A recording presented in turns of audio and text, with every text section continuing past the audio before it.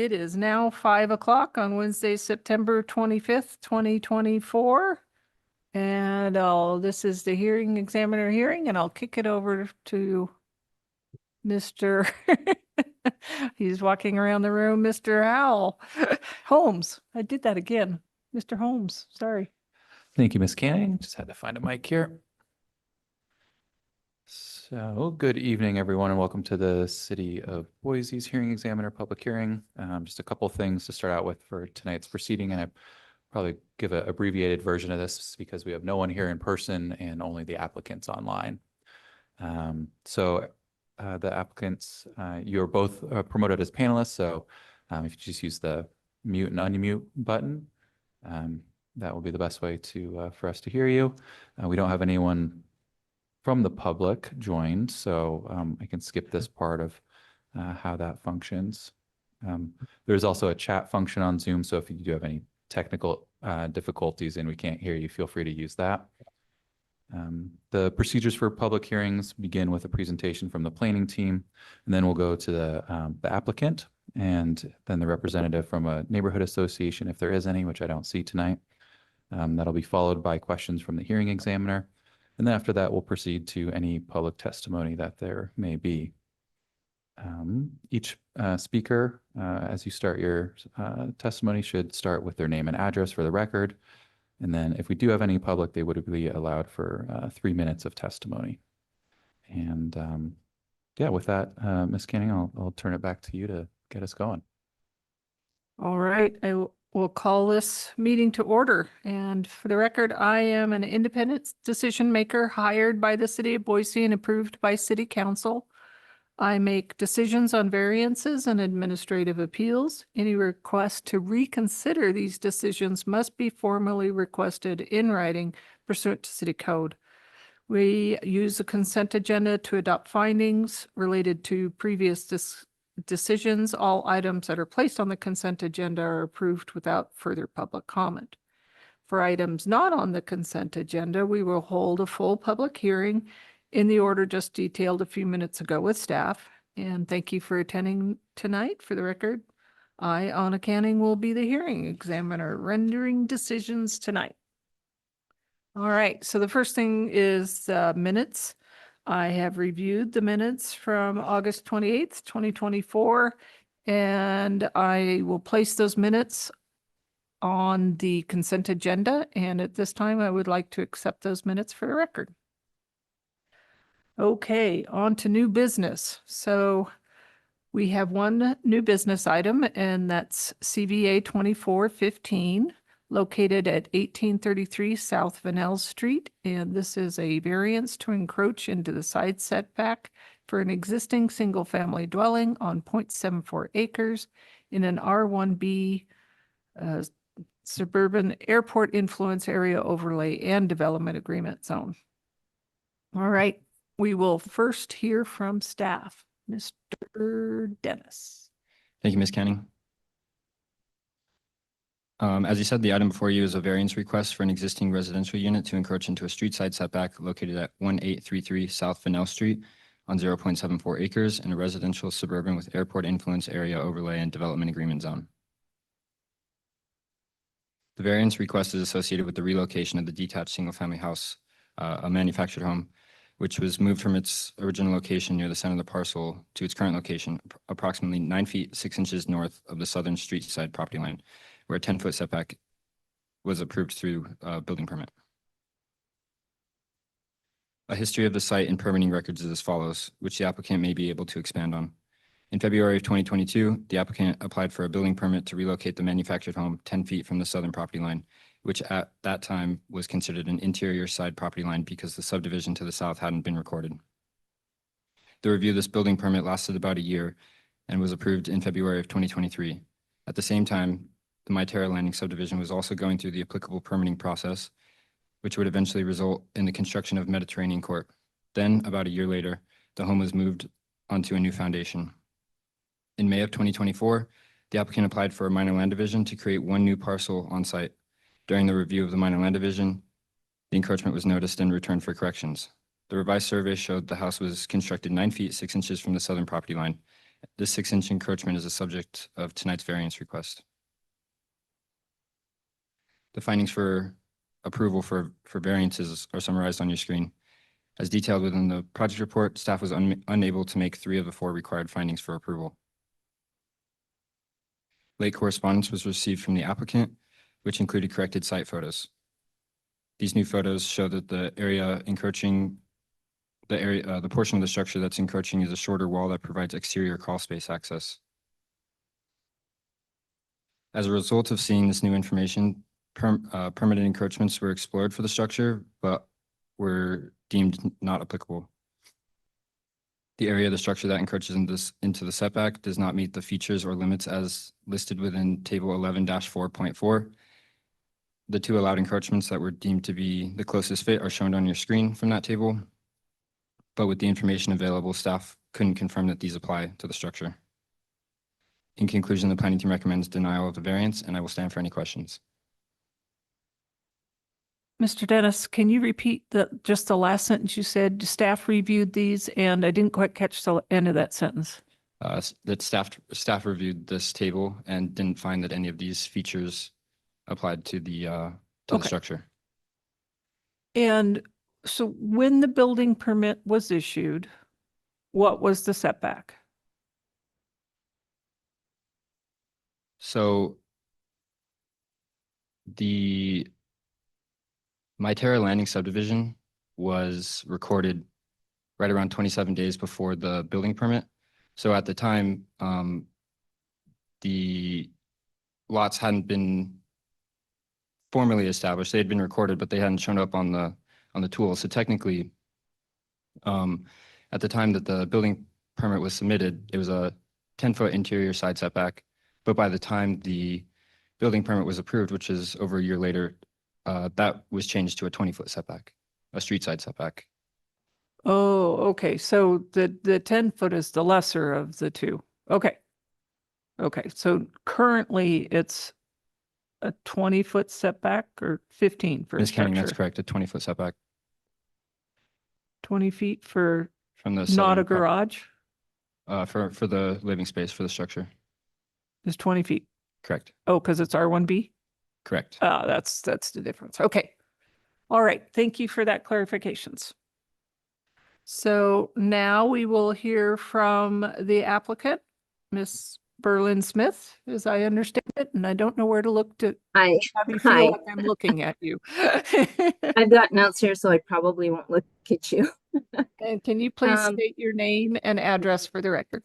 Yes, Berlin Smith, 9843 West Geronimo Street, Boise, Idaho, 83709.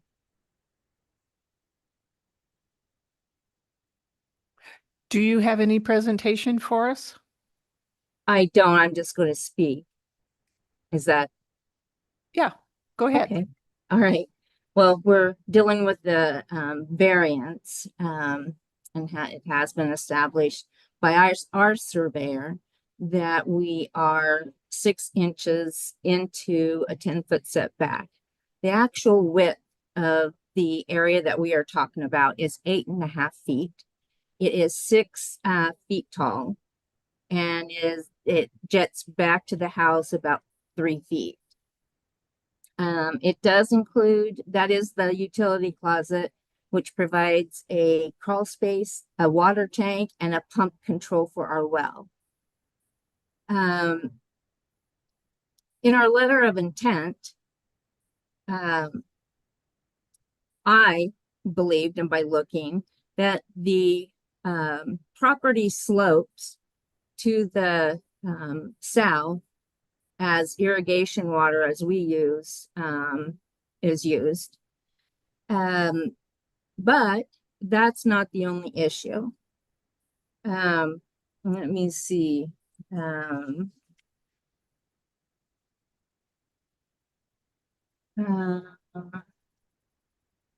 Okay.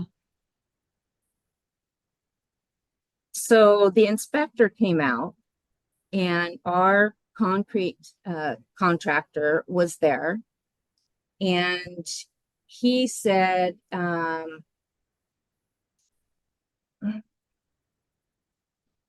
that the pins, the property pins were found and set. And there was a line from one pin to the other. And that, let me see who it was.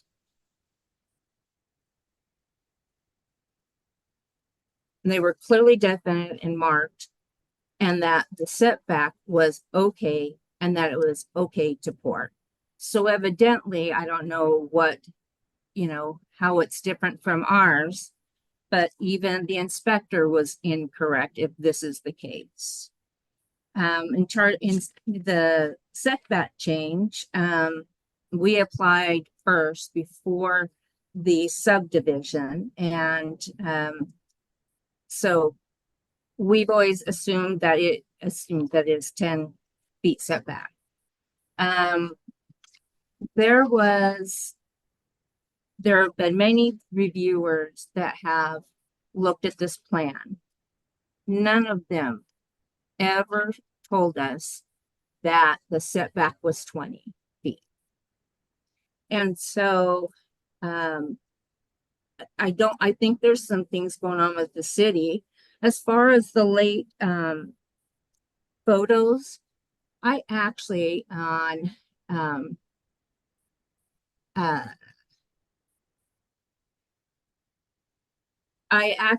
actually uploaded the photos to a Mel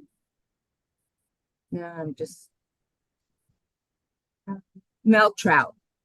I emailed those to him, and he said he would upload to our file, which was on August 21st, 2000, or at 2:46. I had taken those pictures at 1:10 p.m. that same day, and everything was submitted by 5 o'clock. So we did provide the information. Evidently, we have pictures in there in the report that we have no clue on. We don't know whose they are, where they are, but that's what kept showing up. And so evidently, we've had reviewers that didn't find any issues with the setback. We have the inspector who went out, saw the pins and the line, and he must have measured because he okayed the project and said it was fine to pour. And so even though the evidence maybe doesn't hold for the slope, the evidence now shows that there is an issue that needs to be addressed. And part of that is on the city of Boise. So we are asking to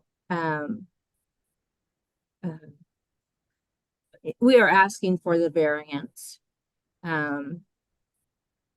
for us to lift the house and move it an additional 10.5 feet is just ridiculous. I know there's rules and everything, but this is a one-off, I think. I don't know how many that you get for encroaching a setback, but I'm sure things usually get worked out. And for us to do that for the 20 feet is just, and yeah, I just don't agree with it. And as far as the setback, that's what ever since we applied in February of 22, it's been there. And like I said, it has gone through many reviewers, and they all reviewed. None of them, and we've had other projects where they've come back and said, no, this setback doesn't work. And so with all the reviewers, no one said anything. And then to, say that I didn't upload photos and that I uploaded the incorrect ones is not true. And, we try to stay on top of everything. And I believe that we should be granted the variance just because of all the everything that plays into this. All right, Ms. Smith, I'm going to ask staff a couple questions but first, don't worry about the photos. I was glad when they came through. It's like, it made a lot more sense to me seeing those Yeah. photos than the other ones did. So thank you for that, but don't worry about that one. Staff, to correct this issue, she only needs to lose 6 inches, correct? Not 10 feet, 6 inches. Ms. Canning, that's correct. The building permit was approved with a 10-foot setback. Okay. Ms. Smith, tell me about this space. Is it just that little 6 foot by 8.5 foot area that looks like it was kind of built onto the outside? Is that where those 3 pieces of equipment are, the water tank, pump control? and Yes. crawl space? In this crawl space. And so do you understand that they're only looking for 6 inches? Could you shorten that by 6 inches? Us? Are you talking to me? Yes, I am talking. Oh. I'm sorry. I'm looking at your image on my screen. I think if I look this way, do you feel like I'm looking at you now? But if I turn this way, I'm looking at you. So It will not be an easy task. Let's put it that way. And very costly. So that's why we're asking for the variance.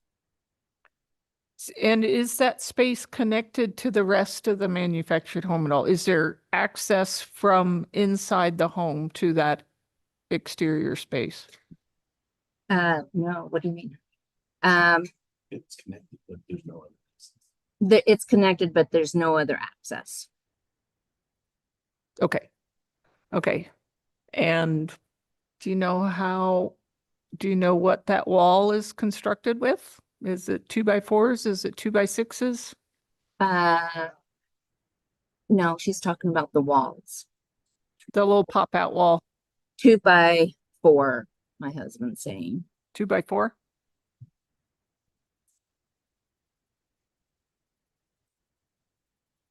It's all 1-4. So there wasn't, so the foundation jets out along the line of the house. Okay. And where's the crawl space access? Is it right at the foundation line or is it inset a little bit? Is there floor? No. The door to the access is, you have to go through that to get to the crawl space and to the water tank and switch. Okay. And so the crawl access is through a flooring membrane. It's not just on the ground. Does that make sense? No, it's from the outside. This on the south side. Okay, I'll try and ask it a different way. So if you open the little access on the pop out that we're talking about, I can see a little square that's probably the access. When you walk in there, does it have like a regular floor or is it just dirt? No, it's dirt. That's where you go under the house. It's dirt. Okay. And then to the right is the water tank and the switch for the well. Okay. All right. Thank you. I think that's all the questions I had for you. Okay.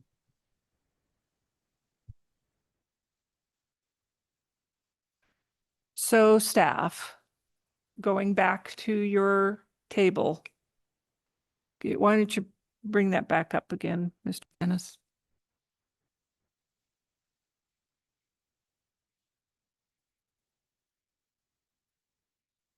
So this is not increasing the volume of space enclosed by the building because it's got no floor. It's just covering up mechanical equipment that would otherwise be exposed. It's 2x4. So even if it were Ask that again. Ask that again one more time. When you go in, the floor is above you. No, So what she's saying is it does not. Ms. Smith, I'm talking to staff, but now you have me curious. When you go, it's not added to the square footage of the home. it does not, correct? No, Yes. correct. That's what I was saying. So I'm going to talk to staff for a little bit. So hold on until I come back to you. All right? All right. Thank you. Okay. Sure. So, I mean, we're not talking about much more than the thickness of the wall. So we're really not enclosing any space. It's not much of an architectural feature, but I'm kind of viewing it that way, and I guess maybe I'd like some input from staff on what you think about that. Yeah, Ms. Canning. So, kind of during the presentation, the intent was that agreed that trying to find a best fit within this table, and that kind of came to a similar conclusion that the best fit that we could see was the architectural feature, a protrusion of the facade. So that's why that was included into the Okay. I'm also gonna just kind of state for the record that there's some other bits of code regarding bay windows, which are a little bit similar in that they enclose some volume, but this one's not even really enclosing volume, but there's allowances for bump outs in other places in code. None of them are exactly applicable, I agree.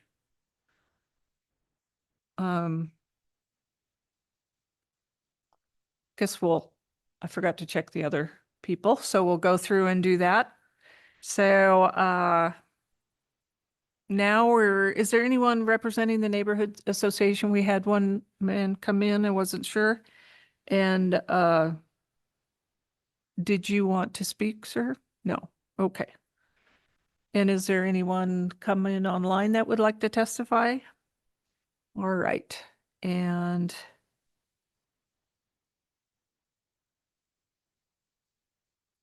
Ms. Smith, would you like to add anything at this point? Did you understand my conversation? Were you able to follow it with staff? Oh, yes, yes. Okay. I do want to let you know that we do have the sidewalks drawn up and they're with ACHD, because that was something that Matt mentioned in the report. And the sidewalk comes in 2 feet into the property, and we just need to get a license agreement for that to happen. So we are prepared with the sidewalks and that to be done. Okay. So were you able to find out, Ms. Smith, all your plans say that foundation's supposed to be 10 feet and. Correct. And I'm very well aware of that. Okay, and I just remembered I had another question for staff, so I'm going to leave you again, go back to staff for a second. Were you guys able to look at, and were you aware that an inspector had signed off on this? Ms. Canning. Yes, we were aware of that. And were you able to locate that record or was it approved? Is that what they do? Yes, Ms. Canning. It passed its final inspection. So it was approved, but later when she came in for the minor land division, doesn't the approval carry something? No? Explain to me explain to me why we're here if it was approved. Well, there was a lot of moving parts, so all at one time. So at the same time that the building permit was being reviewed, which took about a year, that Miterra Landing subdivision was also being reviewed. And right around the same time that the house was moved and inspected, that street was constructed as well, Mediterranean Court. So the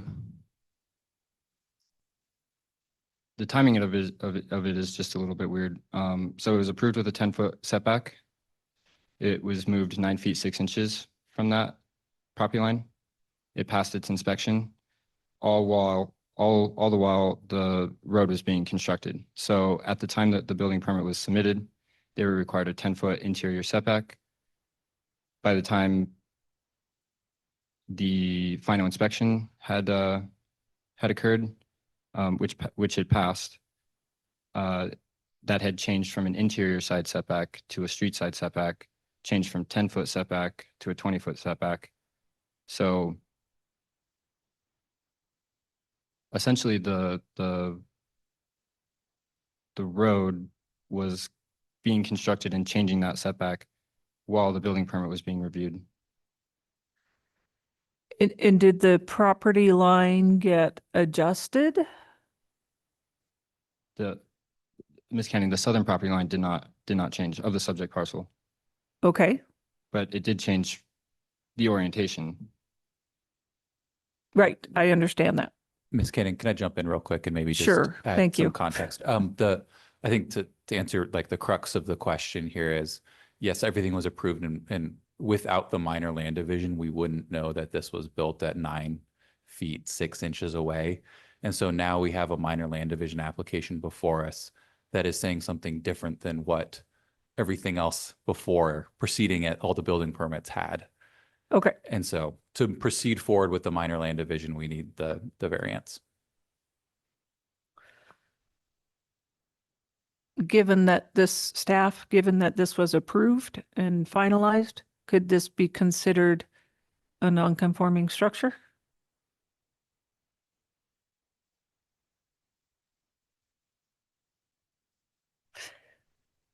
I'll answer that for you. Is that, Perhaps. did you ask me that? Oh, No, Ms. Smith, I was asking staff. okay. I think they're going to look up the definition of what I just asked so that they can review it. Okay. While Matt's looking that up, it's my understanding with non-conforming structures that something gains a non-conforming, legal non-conforming status when it's no longer in compliance with code because code has changed. In this case, code has not changed. We approved something and we thought it was built one way, and then we found out later it was built differently. And we're trying to kind of rectify that.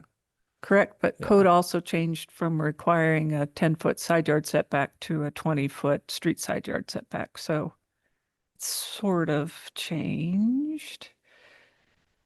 Mr. Dennis, can you put up the findings for a variance for me?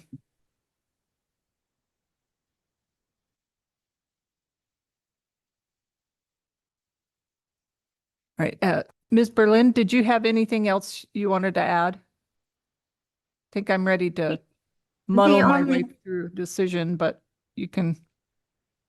I just have to go back to the intent and the request for the variance that we've listened to, you know, other planning people in the department on other projects.